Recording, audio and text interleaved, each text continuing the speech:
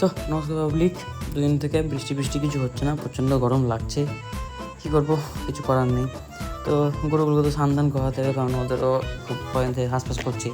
তো স্নান করিয়ে দিলাম ভালো করে। এবার আমার ঘরটা একটু হালকা নোংরা হয়েছিল, এই চিপসের প্যাকেটগুলো বাইরে থেকে উড়ে এসে ভিতরে ঢুকে গেছে। যাই হোক, তো তারপরে মা বললো গম মেলা ছিল, সব কিছু মেলে দিয়ে মা এদিকে লাস্টের দিকে ধুচ্ছিলো, আমি খানিকটা ধুয়ে দিলাম। প্রচণ্ড গরম, কি বলবো, এত রোদ। তো তারপরে একটু কোর্টে কাজ ছিল, ওই জন্য বেরিয়ে গেছিলাম। যেহেতু অনেকক্ষণ, তো সকাল মোটামুটি 10টায় বেরিয়েছিলাম, আস্তে আস্তে 2-3টে বেজে গেছিলো। তো কাজ টাজ হলো, তো আসার পথে কোনটা খিচিবিচি ছিল, ফোন বার করা এলাও না, ওই জন্য বার করিনি। তো অবশ্যই বাড়ি পৌঁছালাম, এত গরম কি বলবো, মাথা খারাপ হয়ে যাচ্ছে। তো ঘরটার পরিষ্কার করতে হবে, অনেক কিছু কাজ আছে, কী যে করবো। তো বাড়ি এসে আমি অবাক যে মা আমার ঘর পরিষ্কার করে দিয়েছে। তো যাক, ভালো লাগলো, ঠিক আছে।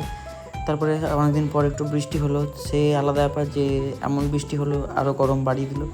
তো তারপর থেকে স্নান করে খেয়ে দিয়ে বেরিয়ে পড়লাম। সুজিত আছে গাড়ি নিচ্ছে, গাড়ি নেওয়ার জন্যে, তো ছাতা নিয়ে হেঁটে হেঁটে বেরিয়ে পড়লাম। তো বেরিয়ে গিয়ে আমরা বেশ আর গল্প আড্ডা করছিলাম। আমরা হাসতে আমরা পার্টি দিবে, ওই জন্য হাসতে পরে কাঁদবে। তো তারপরে ভালো করে হেলমেটটা পরিয়ে দিলাম আগে। দারুণ দারুণ।